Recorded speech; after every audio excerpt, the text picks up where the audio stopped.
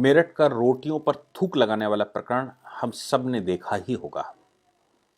एक शादी बारात में एक व्यक्ति जिसको वहां रोटी बनाने के लिए रखा गया, यानी कि रोटी जो तंदूर में बनाई जाती है, तंदूर में रोटी बनाने के लिए रखा गया। वो व्यक्ति रोटी बनाते समय जो उसमें पानी लगना चाहिए, यानी कि रोटी चिपकाने के लिए कुछ पानी की आवश्यकता होती है या गीले की आवश्यकता होती, वो व्यक्ति एक हाथ से थूक लगाकर उस पर लगाता था और उसको चिपकाता था।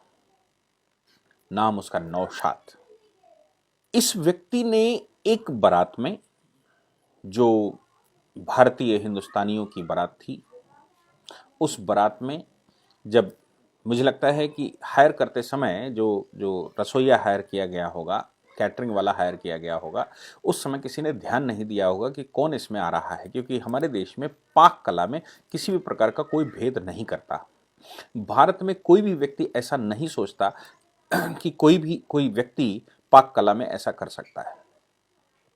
लेकिन जब वो पकड़ा गया, किसी ने उसका वीडियो बनाया, जब वो पकड़ा गया, पकड़ने के वो वीडियो वायरल हुआ, वायरल होने के बाद लोगों को पता लगा, पता लगने के बाद पुलिस में एफआईआर हुई, एफआईआर के बाद उसका इन्वेस्टिगेशन हुआ, इन्वेस्टिगेशन से पता लगा कि एक बारात जो एक जगह पर थी, उस बारात में जो रसोइये आए थे, जो कैटरिंग वाले आए थे, उनमें एक व्यक्ति ऐसा था जिसका नाम नौशाद था। नौशाद आलम या नौशाद अली, जो भी उसका नाम रहा हो, उसने ये जघन्य अपराध किया। कारण उसका अपराध करना नहीं था, कारण यह है क्या उसकी दूषित मानसिकता का शिकार वो था। दूषित मानसिकता कैसी कि हिंदू समाज जो हिंदुस्तान में रहता है वो पाक साफ रहता है, बारात में पाक रहता है, और बारातों में हमारे यहाँ बड़ी स्वच्छता मनाई जाती है। हम गंदगी नहीं फैलाते, हम बड़ी स्वच्छता से काम करने वाले लोग हैं, हम स्वच्छ भोजन करने वाले लोग हैं, और रसोई में तो बहुत पाक रखा जाता है। यहाँ तक कि स्त्रियां बिना स्नान करे भारतवर्ष में रसोई में घुसती भी नहीं है। बिना स्नान करे अगर कोई व्यक्ति, बच्चे भी अगर रसोई में घुसते हैं तो उनको बाहर कर दिया जाता है। जूता चप्पल भी रसोई में लेकर नहीं जाया जाता है। इतनी स्वच्छता भारत में रखी जाती है रसोई को लेकर। लोगों का ऐसा मानना भी है कि जो लोग या ये जो धर्म मानने वाले हैं, जो भारतीय धर्म को मानने वाले हैं, ऐसे लोग जो अगर इनको धर्म से नहीं भटकाया जाएगा तो भारत पर शासन नहीं किया जा सकता। इतनी हेट, इतनी ज्यादा हेट कि भोजन में थूक डालकर, पीछे एक प्रकरण और हम लोगों ने देखा था जिस समय सीएए चल रहा था, कि एक दुकानदार, एक फल बेचने वाला थूक लगा लगा के फल बेच रहा था। उसका नाम भी कुछ ऐसा ही था, बड़ी सी दाढ़ी उसने रखी थी, उसका वीडियो बन गया। आप सोच कर देखो कि किस प्रकार की मानसिकता लोगों की आ गई है। ये कैसी शिक्षा दी गई है? क्या शिक्षा विद्यालयों में ऐसी दी जाती है, या ये लोग विद्यालय जाते ही नहीं है? इनको शिक्षा देने वाले एक विशेष समुदाय के लोग हैं, जो विशेष समुदाय इनको सिर्फ हेट, कैसे नफरत हो, कितनी नफरत हो वैसा करने की कोशिश करते हैं। नफरतों की राजनीति करने वाले लोग अब भारत में यह कहने लगे हैं कि मोदी जी के आने के बाद भारत में माहौल बदला है।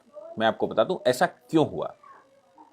क्योंकि जो नफरतों की राजनीति हो रही थी, जो अंदर एक बड़ा कीड़ा पल रहा था देश में, मोदी जी के आने के बाद उन्होंने उस पर रोक लगाना शुरू किया। अपीसमेंट की पॉलिसी चल रही थी। अपीसमेंट की पॉलिसी को खत्म करने के लिए मोदी जी ने पूरा प्रयास किया। विदेशी फंडों से भारत को दारुल इस्लाम बनाने के लिए और भारत में गजवाए हिंद लाने के लिए जो फंडिंगें हो रही थी, एफसीआरए कानून में परिवर्तन करके वो रोके गए। भारत में जो कन्वर्जन चल रहा था उसको एफसीआरए कानूनों से रोका गया। भारत में कन्वर्जन करने वाले एनजीओस को भारत में रोका गया। कानूनों में इस प्रकार संशोधन किया जा रहा है कि किसान अच्छी से अपनी फसल कर सके, किसान की आमदनी 2 गुनी और 3 गुनी हो सके। व्यापार में व्यापारी स्वच्छता से काम करे, टैक्स सही से पे करे, घटतौली ना हो, देश में कहीं कालाबाजारी ना हो।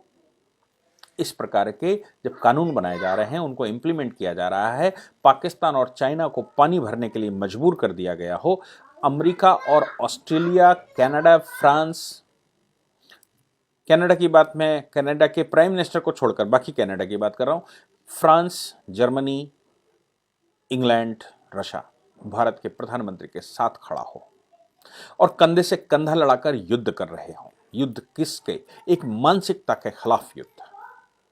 वो मानसिकता के लोग ये मानकर कि दूसरों को अगर झूठा खिलाएंगे तो इनका धर्म भ्रष्ट होगा, और जैसे ही इनका धर्म भ्रष्ट होगा तो भारत में गजवाए हिंद करना आसान हो जाएगा। इसके दो पहलू माने जा सकते हैं। एक पहलू तो यह है कि ऐसा सोचने वाला व्यक्ति ये मानता है कि भारत का धर्म सर्वोपरि है, इस धर्म को भ्रष्ट करना आवश्यक है यदि भारत पर शासन करना है। यानी कि संसार का सबसे अच्छा धार्मिक संस्थान, सबसे अच्छा धार्मिक स्थल, सबसे ज़्यादा बड़ी देवभूमि अगर संसार में है तो वो भारत है। और भारत के देवी देवताओं में जो श्रद्धा लोगों की है, उन श्रद्धा से उनको भटकाने के लिए झूठा खिलाना पड़ेगा। अगर झूठा खिलाया जाता है तो ऐसे उनको भटकाया जा सकता है, धर्म से भ्रष्ट किया जा सकता है। और जब धर्म से भ्रष्ट होंगे तो आत्मशक्ति कम हो जाएगी, और जब आत्मशक्ति कम होगी तो इस पर हमला करना आसान हो जाएगा, इसको कन्वर्ट करना आसान हो जाएगा। दूसरी मानसिकता ये भी हो सकती है कि हमको अगर कोरोना या हमको कोई बीमारी है तो मैं झूठा खिलाऊं तो ये लोग बीमार हो जाएंगे।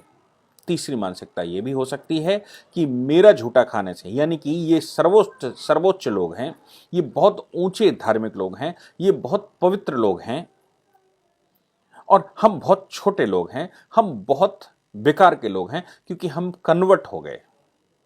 कब कन्वर्ट हो गए? हम कन्वर्ट इसलिए हो गए क्योंकि विदेशी आक्रांताओं ने मेरी माताओं बहनों के साथ गलत किया, विदेशी आक्रांताओं ने हमको प्रलोभन दिया, विदेशी आक्रांताओं से हम डर गए मेरे पूर्वज, और हम कन्वर्ट हो गए। कन्वर्ट होकर हम छोटी मानसिकता के लोग हो गए। अगर हम इनको झूठा खिलाएंगे तो हमको अंदर से खुशी मिलती है, सिर्फ इस बात की खुशी कि मेरा झूठा खा रहे हैं। कुछ हो या ना हो वो अलग बात है, लेकिन मेरा झूठा खा रहे हैं। इसलिए पानी में थूक डालना, भोजन में थूक कर रोटी बनाना, फलों पर थूक लगाना। अब भारतीय समाज को यह सोचना होगा कि हम कैटरर अपॉइंट करते समय, सामान खरीदते समय किसी भी दुकान से यह विचार करें कि हम किससे सामान खरीद रहे हैं। क्या जिससे सामान खरीद रहे हैं वो दूषित मानसिकता का ग्रसित तो नहीं है? उसकी कहीं एजुकेशन तो ऐसी नहीं हो गई है, रिलीजियस एजुकेशन तो उसको ऐसी नहीं दे दी गई है जो ये बताता हो कि तुम सर्वश्रेष्ठ हो और ये लोग सर्वश्रेष्ठ हैं, इनसे ऊपर जाने के लिए इनको झुकाना आवश्यक है, इसलिए इनको झूठा खिलाना आवश्यक है। अब वो सामान दुकान से, आप मिठाई की दुकान अगर खोली है, उससे मिठाई खरीदते हैं तो उसने क्या मिलाया हो कुछ पता नहीं। अगर उससे रेडीमेड सामान भी, पैकेज्ड सामान भी खरीदते हैं तो फल तो पैकेज्ड होते हैं, उस पर थूक लगाया जा सकता है, तो बाकी सामान पर क्या थूक नहीं लगाया जा सकता?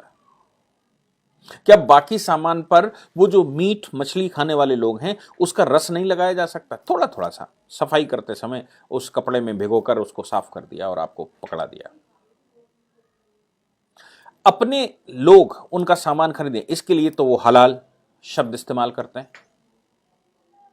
लेकिन क्या वो आपको तो नहीं खिला रहे हैं? यह हम सबको विचार करना होगा कि कहीं दूषित मानसिकता के धनी व्यक्ति से तो हम सामान नहीं खरीद रहे हैं, उसकी दुकान से तो हम नहीं खरीद रहे हैं, उससे काम तो नहीं करवा रहे हैं अपने घरों में। ऐसा तो नहीं है कि हम 2 रुपए बचाने के चक्कर में एक दूषित मानसिकता के व्यक्ति को धनी बना रहे हो और वो इस मानसिकता को इतना बढ़ावा दे रहा हो कि वो हमारे लिए ही कल काल बनकर खड़ा हो जाए। ये हम सबको विचार करना होगा। आप 2 रुपए ज्यादा दीजिए, लेकिन किसी दूषित मानसिकता के व्यक्ति से दूरी बनाकर रखनी ही चाहिए। भारतीय व्यक्ति की मानसिकता दूषित नहीं है। यदि वो भारत का व्यक्ति अपने आप को भारतीय मानता है, वो अपने आप को भरतवंशी मानता है, वो राम और कृष्ण की संतानें मानता है, यदि वो ये मानता है कि उसका ब्लड भारतीय लोगों का ब्लड है, तो फिर उसकी मानसिकता दूषित नहीं होनी चाहिए। लेकिन अगर उसकी मानसिकता दूषित हो रही है या आपको लगता है कि एक मेजॉरिटी, तो क्या करना है यह आपको स्वयं विचार करना होगा।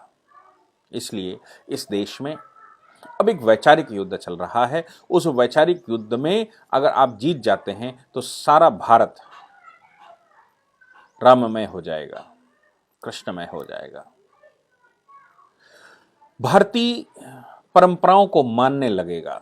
जो अपने आप को अब ये कहने लगा है कि मैं हिंदू नहीं हूं, वो ये कहने लगेगा कि 3 पीढ़ी, 4 पीढ़ी, 5 पीढ़ी पहले, 10 पीढ़ी पहले हम हिंदू ही थे, और धीरे धीरे वो भारतीय मानसिकता को स्वीकार करेगा। लेकिन अगर आप आज न सुधरे, अगर आपने इन चीज़ों का विचार ना किया, अगर हमने इन चीज़ों का विचार ना किया आज, तो ये संभव है कि हम भविष्य में अपना वैभव, जो भारतीय वैभव है, उसको खोने के लिए तैयार रहें। भारत के लोगों को ये विचार करना पड़ेगा। आज इन्वेस्टमेंट मानकर चलिए कि आज आप इसका इन्वेस्टमेंट करेंगे तो आगे आपके बच्चों के लिए एक बेहतर भारत मिलेगा, एक बेहतर देश मिलेगा। इस आह्वान के साथ कि किसी से भी प्रोडक्ट खरीदते समय, किसी को भी अपने यहाँ काम पर रखते समय 2 रुपए हो सकता है ज़्यादा आपको देना पड़े, कुछ पैसे आपके लॉस हो जाएं, वो लॉस मत मानिए, उसको भारत में इन्वेस्टमेंट मानिए, और इन्वेस्टमेंट मानते हुए अच्छी मानसिकता के लोगों को अपने यहाँ काम पर रखिए, जो भारतीय हो, जो भारतीय मानसिकता को मानता हो, जो भारत को अपनी भूमि मानता हो, जो भारत को अपनी मातृभूमि मानता हो, अपने पूर्वजों को पूर्वज मानता हो, जो भूला ना हो कि उसके पूर्वज भारतीय थे, वो अपने पूर्वज कहीं विदेशों में ढूंढ रहा हो, ऐसे लोगों से थोड़ा बचना चाहिए। इस के साथ मैं आह्वान करता हूं कि आप लोग इस पर जरूर विचार करें। जय हिंद, जय भारत।